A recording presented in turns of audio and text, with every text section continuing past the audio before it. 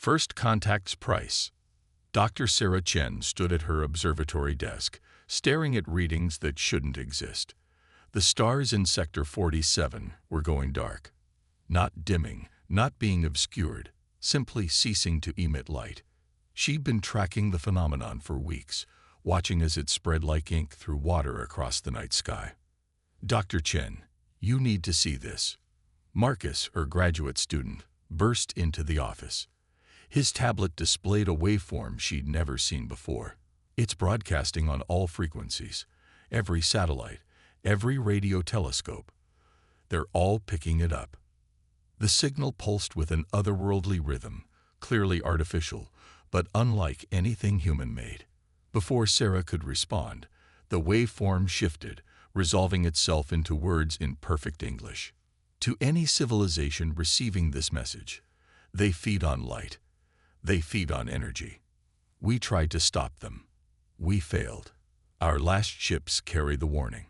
Do not rely on energy weapons. Do not trust the stars. They are coming. The message repeated in dozens of languages, each version as clear as the first. Sarah's hands trembled as she reached for her phone to contact the International Astronomy Coalition. But before she could dial, every screen in the observatory flickered to life with a global emergency broadcast. This is not a test. At 400 UTC, multiple unidentified objects entered the solar system. These objects appear to be vessels of extraterrestrial origin. All citizens are advised to remain calm and await further instructions. Within hours, the first images reached Earth. The alien ship was massive, its hull scared and pitted, trailing debris as it limped toward Earth orbit. It wasn't the sleek, advanced vessel of science fiction.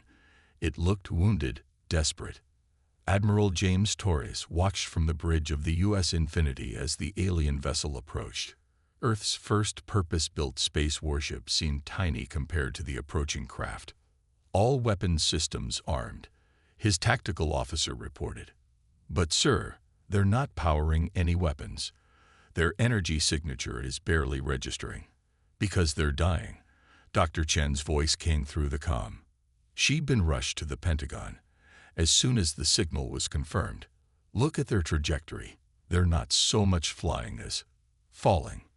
The alien ship's hull split open like a blooming flower, revealing a haunting sight. Thousands of crystalline structures filled its interior, each containing what appeared to be a sleeping alien form. Only one compartment still glowed with power. First contact happened via video transmission.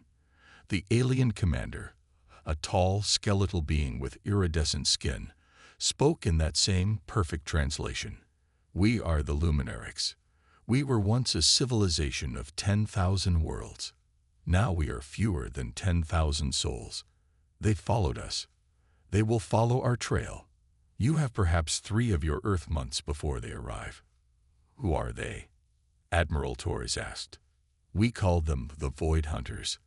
They emerged from the spaces between galaxies. Our weapons, our shields, our cities, all powered by antimatter and quantum fields, only made us brighter targets. They consume energy itself. Each light they devour makes them stronger. Our most powerful weapons only fed them. Dr. Chen leaned forward. The dark patches I've been tracking. That's them. Yes. Where they pass, stars die. Planets freeze. We fought for centuries. But how do you fight an enemy that turns your every defense into its feast? Admiral Torres shared a look with Dr. Chen. You mentioned our weapons wouldn't work. What exactly are we up against? The aliens' multiple eyes blinked in sequence. They exist partially in normal space and partially in elsewhere. Energy weapons pass through them, becoming their sustenance. Physical weapons slip between their phases. We tried everything our science could devise. But perhaps the alien commander paused, studying the humans. Perhaps what we need is not more advanced science, but a different approach entirely. Sarah felt a chill as she realized what the alien was suggesting. You came to us specifically, didn't you?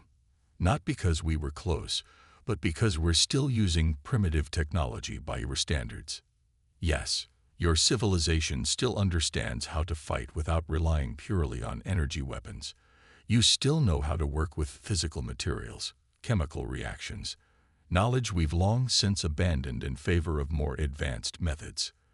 The alien's translator managed to convey irony in that last word. Admiral Torres straightened. How many of your people are in those crystals? 8,412. All that remains of our civilization. In suspended animation. We had power enough to reach you, to warn you, but not to sustain ourselves much longer. The commander's form flickered. Our final battery cores die. Will you protect them? Sarah watched as humanity faced its first true test as a spacefaring civilization. The Joint Chiefs conferred with world leaders while scientists pored over the alien ship's data broadcasts. Within hours, a decision was reached. We'll protect your people, Admiral Torres said. And we'll find a way to fight back. Humanity's got a few tricks that might surprise these void hunters. The alien commander bowed. Thank you. In that crystal chamber, you'll find all our research, our attempts to fight them. Perhaps seeing how we failed will help you find a way to succeed. We believed ourselves the height of civilization, too advanced to learn from primitive species. That hubris cost us everything. Don't make our mistake. Innovation doesn't always mean moving forward. Sometimes it means remembering what worked before. The transmission ended. Within minutes, the alien ship's last power signature faded. 8,412 sleeping refugees, plus a wealth of advanced technology that had ultimately proved useless against an unstoppable enemy. As Sarah helped coordinate the delicate operation to transfer the crystal chambers to secure facilities on Earth, she couldn't help but smile at the irony. Humanity's greatest advantage in the coming fight might be the very thing they'd always seen as their weakness, their technological backwardness compared to other civilizations. Admiral, she said, turning to Torres, I think I know where we need to start.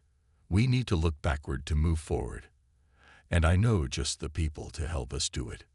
The stars continued to go dark in Sector 47, but Earth wasn't planning to fight the darkness with light.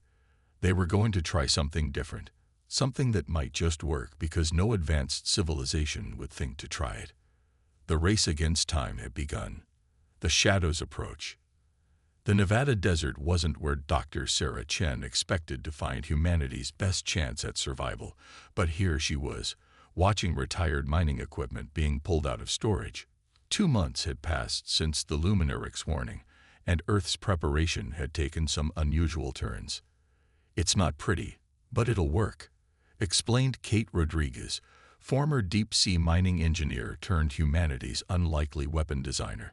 She pointed to a massive drilling platform modified with technology recovered from the alien ship. We've adapted their phase shift technology to our mechanical systems. No energy weapons, no fancy force fields, just good old-fashioned kinetic impact. The facility sprawled across the desert, a bizarre mixture of human industrial equipment and salvaged alien tech. Teams of engineers worked alongside theoretical physicists, combining knowledge that no one would have thought to merge before the crisis. Admiral Torres approached, his uniform dusty from the desert wind. The Chinese team just reported success with their prototype. Apparently, traditional gunpowder-based weapons can be modified to work across phase states if we use the right alien alloys. Sarah nodded, checking her tablet. The Luminarix data had been a goldmine, not for its advanced technology, but for understanding exactly how their weapons had failed. Every civilization they'd encountered had tried to fight the Void Hunters with increasingly powerful energy weapons, making the same mistake over and over. How are our guests adapting? Torres asked, referring to the handful of Luminarix who had been awakened to assist with the preparations. Better than expected, Sarah replied. Though I think we shock them daily. Yesterday, Chief Engineer Zix spent 3 hours staring at a mechanical watch. They'd forgotten such things could exist without quantum power cells. A distant explosion drew their attention. At the testing range, another team was experimenting with modified traditional explosives. The Void Hunters existed partially out of phase with normal space, making them nearly impossible to hit with conventional weapons. But humanity's solution wasn't to build better guns, it was to change how their old ones worked. Status report from the astronomical team. Sarah's tablet chimed. The dark zone has consumed the Proxima Centauri system. We have approximately 3 weeks before they reach us. Kate wiped grease from her hands. We'll be ready. The mining rigs are almost converted. Who would have thought deep-sea drilling equipment would be perfect for fighting phase-shifted space monsters? That's humanity's advantage, Torres said. We never abandoned our old technology when we developed new ones. We kept everything that worked, no matter how primitive it seemed. Sarah led them to the command center, a repurposed mining office filled with both holographic displays and paper maps. The walls were covered with diagrams showing the Void Hunters' predicted approach vectors. Unlike the Luminarix's elegant battle plans, humanity's defense strategy looked like organized chaos. The latest simulation results are in, Sarah announced, pulling up the data. The Void Hunters adapt quickly to any energy-based attack, but they showed no signs of being able to counter pure mechanical force. They literally don't recognize it as a threat until it hits them. Makes sense, Kate added. They evolved to feed on energy. A rock to the face probably wasn't something they encountered often in deep space. The room's main screen showed humanity's first line of defense, a fleet of converted cargo ships and mining vessels, each equipped with modified drilling equipment and mechanical weapons. They looked nothing like proper warships, which was exactly the point. The Luminarix observers think we're insane, Torres chuckled. They keep asking why we're sending maintenance equipment to fight an interstellar threat. Speaking of which, Sarah checked her notes.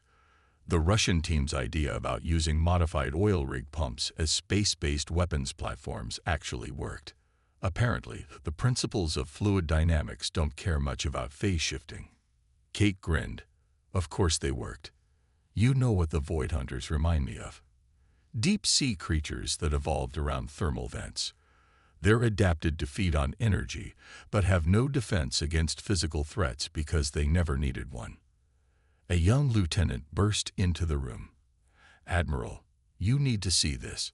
The astronomical team just detected something weird at the edge of the solar system. The main screen shifted to show a live feed from Earth's most powerful telescope. The darkness that had been consuming stars was behaving differently.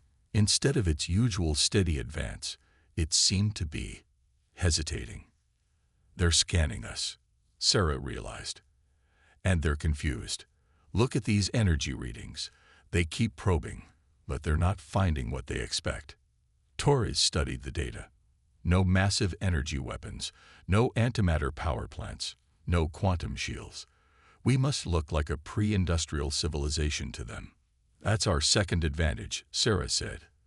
They've never encountered a species at our exact level of development. We're advanced enough to understand and adapt their phase shift technology, but not so advanced that we've abandoned our physical weapons. The darkness at the edge of the solar system continued its unusual behavior. Humanity's defense fleet was nearly ready, positioned in a scattered formation that looked random but was carefully calculated. Each ship carried weapons that shouldn't work by any advanced civilization's standards. Message from the Chinese facility, the lieutenant reported. Their first batch of phase-shifted artillery shells is ready for deployment. The Indian team has successfully tested their modified railguns, and the European Union reports their kinetic impact devices are operational. Sarah watched the preparations with a mixture of hope and anxiety. In 3 weeks, humanity would either prove that sometimes the old ways were the best ways, or they would join the Luminarix in extinction. But looking at the bizarre collection of modified industrial equipment and repurposed mining tools, she couldn't help but feel optimistic. You know what's really going to confuse them, Kate said, making final adjustments to her drilling platform's controls. We're not afraid. Every civilization they've encountered tried to match their power, tried to outshine them.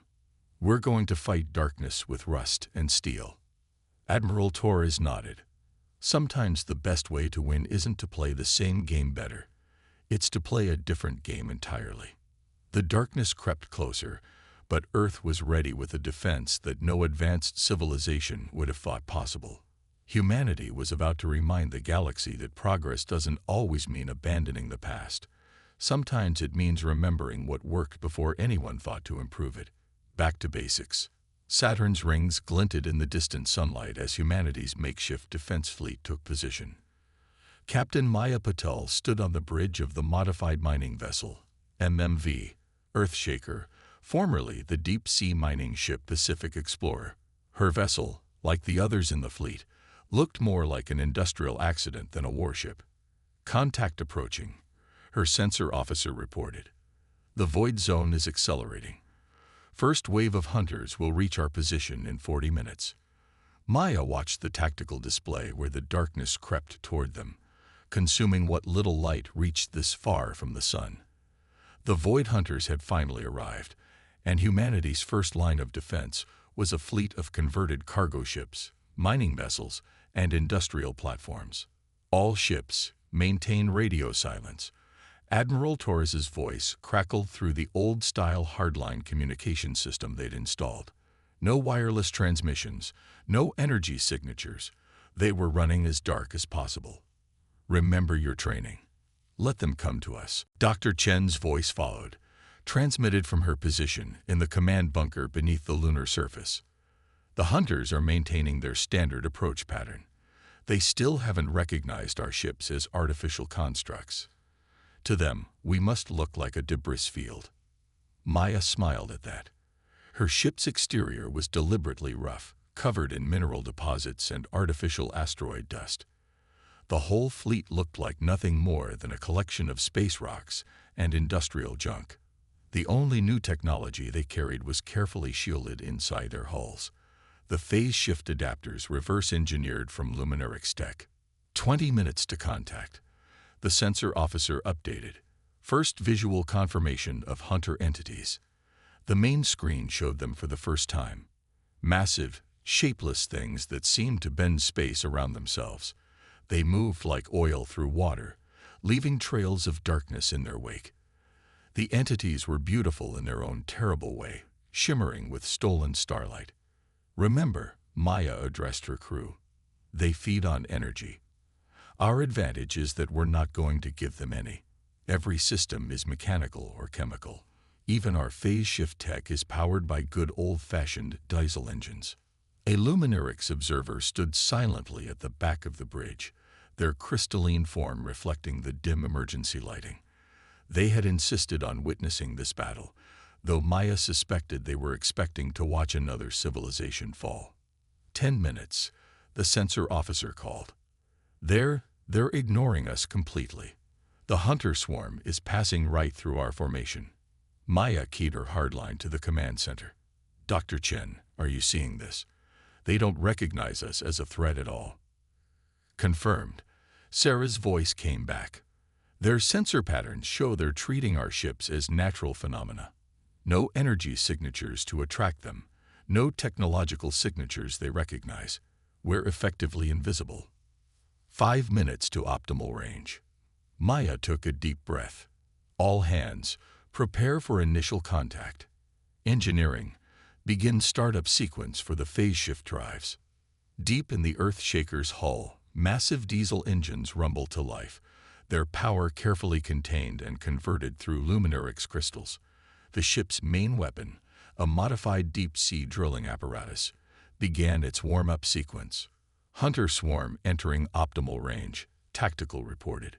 We have firing solutions on the 3 nearest entities. Maya watched as the massive shapes drifted past her ship, still completely unaware of the threat. The entire human fleet held position, waiting for the perfect moment. Years of deep-sea mining had taught Maya the importance of timing. One wrong move at these pressures could be fatal. All ships in position.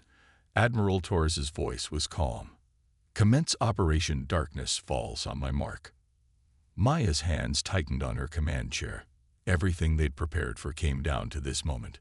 Either their primitive approach would work, or Earth would join the growing list of worlds consumed by the void.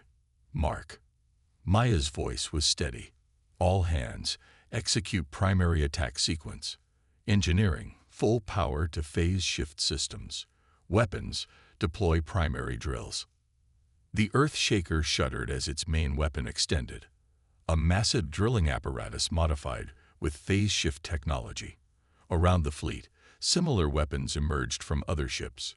Repurposed mining equipment, modified construction tools, even adapted agricultural machinery. The nearest Void Hunter entity finally reacted, but too late. The Earthshaker's drill, spinning at incredible speeds, and phase shifted to match the Hunter's quantum state, slammed into its form. The entity's surface rippled in apparent shock as physical matter breached its phase barrier for the first time in its ancient existence. Direct hit, Tactical reported. Entity showing signs of physical disruption. It's trying to shift away, but the drill is following its phase pattern. All around them, the rest of the fleet engage.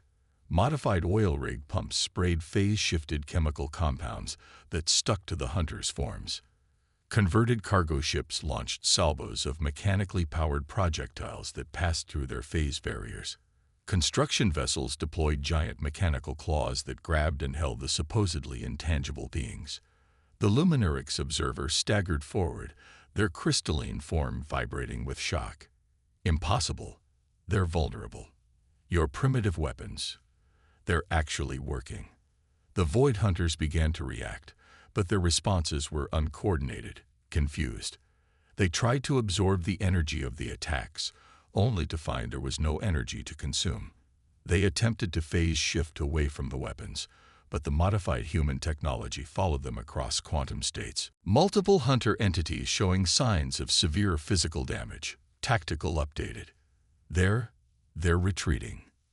Maya watched in amazement as the massive void entities began to withdraw, their perfect formation shattered. For the first time in their ancient existence, they'd encountered something they couldn't simply consume or phase through. Pure, physical force, adapted to work across quantum states. All ships, maintain pursuit, Admiral Torres ordered. Don't let them regroup. Engineering teams, begin repairs on any damaged weapons. This is just the first round. Dr. Chen's voice held a note of triumph. The Hunters are broadcasting some kind of signal. Based on the Luminarix data, they're calling for reinforcements. They've never had to do that before. Maya allowed herself a small smile as she watched the retreating void entities. Humanity had just proved that sometimes the old ways were the most effective. Their primitive technology, combined with just enough advanced knowledge to make it work across phase states, had accomplished what centuries of advanced energy weapons could not. The Void Hunters would be back, probably with new tactics and greater numbers. But humanity had shown them something they'd never encountered before, a civilization that could hurt them. Not with powerful energy weapons or advanced quantum technology, but with drills, pumps, and mechanical force. Send word to Earth, Maya ordered. First engagement successful. Tell them to begin production on more phase shift adapters. We're going to need a lot more mining equipment. The stars were still dark where the Hunters passed, but for the first time since they emerged from the void between galaxies, their advance had been stopped. Not by the most advanced civilization in the galaxy, but by one that remembered its roots. The darkest hour. Dr. Sarah Chen stared at the tactical display in the lunar command bunker, watching as thousands of void signatures approached Earth's defense line. It had been 2 weeks since humanity's first victory, and the Hunters had returned with overwhelming force. They've adapted their phase shift patterns, she reported to the assembled command staff. They're cycling through frequencies faster, trying to avoid our weapons targeting systems. Admiral Torres nodded grimly. And they're not approaching in neat formations anymore. They learned from last time. The main screen showed the biggest difference. The Void Hunters now moved in chaotic, unpredictable patterns, mimicking the very tactics humanity had used against them. They were learning, evolving their strategies. Signal from the Earthshaker, a communications officer announced. Captain Patel reports their new phase tracking systems are having trouble keeping up with the hunters' frequency changes. Sarah turned to Kate Rodriguez, who had been working nonstop to modify their weapons. How close are we with the Mark I adapters? Testing the last prototypes now, Kate replied, her hands covered in grease from the mechanical components.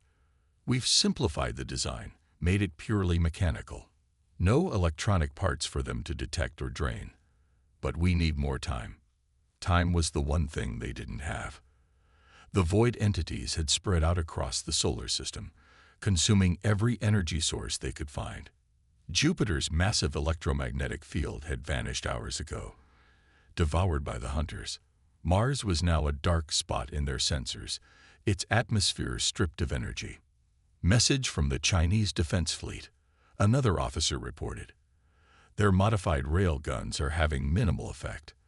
The hunters are learning to predict projectile trajectories. Sarah watched as humanity's carefully planned defenses began to falter.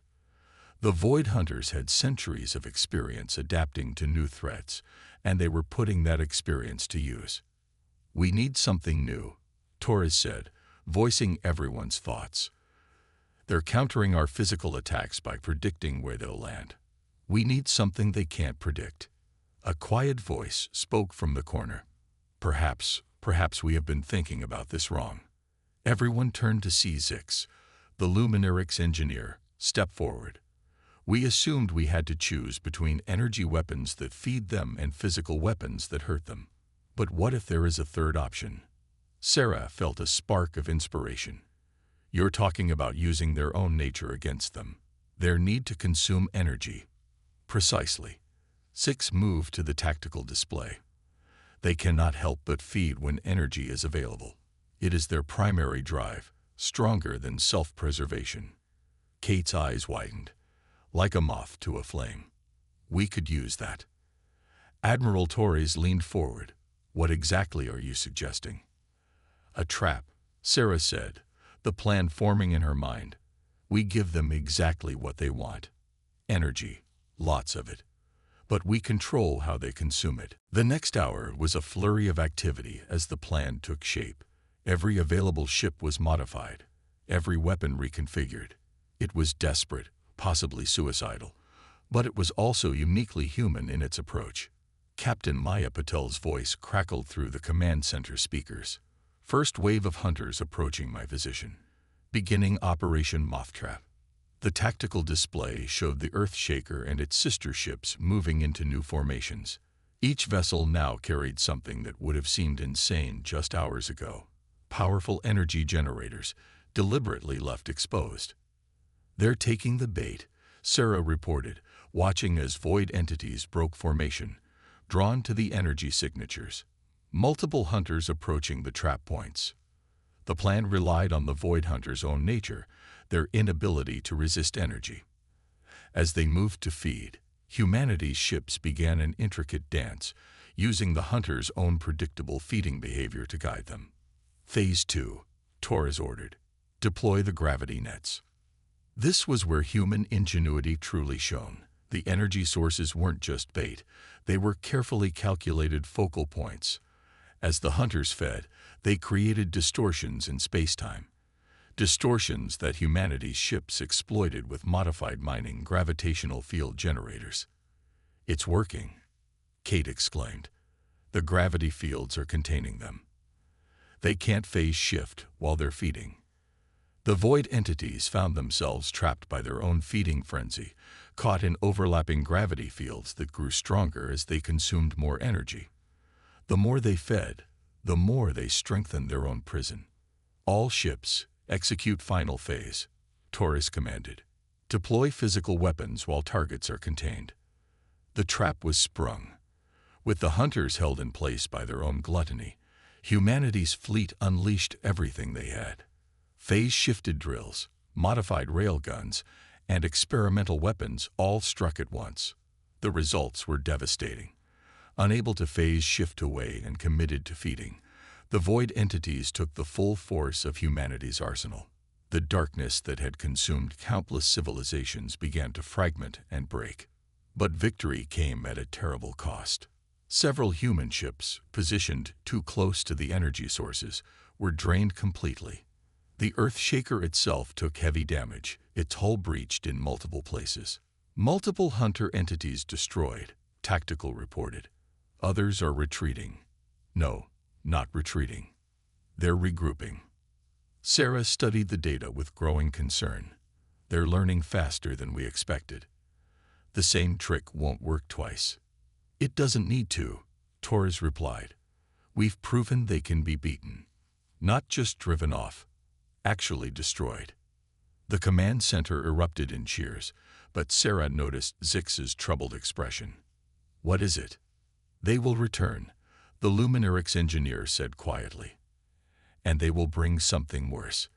In all our centuries fighting them, we never managed to kill any of their kind. They will not take this loss lightly. As if confirming Zix's words, new signals appeared at the edge of their sensor range. More void signatures, larger than any they'd seen before. The hunters weren't just sending reinforcements. They were deploying their equivalent of capital ships. How long until the Mark I adapters are ready? Torres asked Kate. 6 hours, minimum. Maybe 4 if we skip the safety tests. Sarah looked at the approaching void signatures, each one large enough to swallow Earth's moon. We don't have 4 hours. The darkness at the edge of the solar system grew deeper as humanity prepared for its greatest test. They had proven they could hurt the hunters, could even kill them. But now they faced the full might of an enemy that had devoured galaxies. The real battle was about to begin. Light returns. The massive void entity loomed over Earth's moon, its darkness deeper than space itself. In the lunar command bunker, Dr. Sarah Chen watched as their sensors struggled to comprehend its size. The hunters had deployed their capital ships, ancient beings that had devoured entire star clusters. Energy absorption field extending, she reported, voice steady despite her fear. It's draining the moon's core heat. Surface temperature dropping rapidly. Admiral Torres stood at the main tactical display, watching as humanity's remaining ships took position around Earth. They had less than an hour before the void entities would be in range of their home planet. Status of the Mark I adapters, he asked. Kate Rodriguez looked up from her workstation, eyes red from lack of sleep. Ready for deployment, but untested. We had to strip them down to bare mechanics. No electronics, no power signatures, just gears, springs, and crystalline matrices. The Luminarix engineer, Zix, studied the new devices with wonder. You've done what we thought impossible. You've created quantum technology that operates purely through mechanical means. Sometimes the old ways are the best ways, Kate replied, quoting what had become humanity's unofficial motto during this war. Captain Maya Patel's voice crackled through the command channel from the patched-up bridge of the Earthshaker. All ships report ready. Mark I adapters integrated with primary weapon systems. Sarah looked at the tactical display, at the tiny dots representing Earth's defenders facing the overwhelming darkness of the void entities. They were outnumbered, outgunned, and facing an enemy that had destroyed countless advanced civilizations. But they had one advantage left. The enemy still didn't understand how humans thought. Begin Operation Lightbringer, Torres ordered. The human fleet split into 3 groups, each executing maneuvers that looked chaotic but followed a carefully planned pattern. The void entities, having learned from their previous encounters, immediately began shifting through quantum states to avoid predicted weapon impacts. They're falling for it, Sarah said, watching the energy patterns. They think we're going to try the gravity trap strategy again. But humanity had no intention of repeating old tactics. The fleet's apparently random movements were creating something the hunters couldn't comprehend. A 3-dimensional mechanical calculator, with ships as moving parts. All ships deploy solar reflectors, Torres commanded. Massive mirrors, salvaged from solar power stations and modified with phase shift technology, extended from the vessels. The void entities paused, confused by technology that seemed too primitive to be a threat. Calculating final positions, Maya reported from the Earthshaker. Ready on your mark.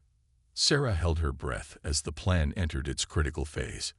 Everything depended on timing and the hunter's own predictable nature. The entities had evolved to consume energy in the most efficient way possible, which meant they always followed optimal feeding patterns. Mark. The mirrors moved in perfect synchronization, creating a complex web of reflected sunlight. But these weren't simple reflections. The Mark I adapters transformed the light as it bounced between ships, creating a quantum resonance pattern that matched the void entity's own phase frequency. "They're responding," Tactical reported. "All entities moving to intercept the energy pattern." The trap was sprung. As the hunters moved to feed on the reflected light, they found themselves caught in a quantum maze of their own making. Each attempt to consume the energy created new resonance patterns, forcing them to shift phases in predictable ways. "Phase lock achieved," Kate announced. "Their quantum states are synchronized with our weapons. All ships, execute final attack pattern," Torres ordered. Humanity's fleet struck as one. Phase-shifted drills powered by mechanical computers pierced quantum barriers. Modified railguns fired projectiles that followed the entities through their phase shifts. Crude but effective weapons, guided by human ingenuity and powered by nothing more than springs, gears, and mathematical precision. The void entities tried to adapt, but for the first time in their ancient existence, they faced an enemy whose attacks they couldn't predict. Human weapons struck from impossible angles, guided by calculations done with physical machinery rather than energy-based computers. Primary entity showing signs of critical instability, Sarah reported, watching as the massive void being began to fragment. Its quantum structure is collapsing. The creature's death throes were magnificent and terrifying. As its form destabilized, it released all the energy it had consumed over millennia. Stars' worth of power erupted in controlled bursts, carefully channeled by the human fleet's mirror network. "Secondary entities are retreating," Tactical announced. They're running away." In the command center, Zix's crystalline form vibrated with emotion. "In all our history, no one has ever driven them back. We thought our advanced technology made us strong, but you proved that true strength lies in thinking differently." The void entities fled to the outer solar system, their perfect formations shattered, their ancient confidence broken. They had finally encountered something they couldn't consume or overwhelm: human creativity and mechanical ingenuity. "Message from the Earthshaker," communications reported. "Captain Patel says the Mark I adapters are still functioning. We can track the entities if they try to return." Sarah watched as points of light began to reappear in the sky where the hunter's darkness had been. Somehow, humanity had done what the most advanced civilizations couldn't. They had found a way to fight back against the darkness itself. "We should begin waking the other luminarics," Torres said. "They'll want to see this, and we'll need their help to take the fight to the rest of the hunters." "They'll be surprised," Zix said, "to learn that their salvation came not from advancing technology, but from remembering what they'd forgotten." Sarah smiled as she looked at the tactical display, now showing normal space instead of void signatures. Earth had proven that progress didn't always mean moving forward. Sometimes it meant looking back, remembering old lessons, and applying them in new ways. The stars were coming back, one by one, as the void entities retreated. Humanity had done more than just defend itself. It had shown the galaxy that sometimes the simplest solutions were the most effective. They had fought darkness not with greater light, but with mirrors and mechanics, with gears and determination. The war wasn't over, but its nature had changed.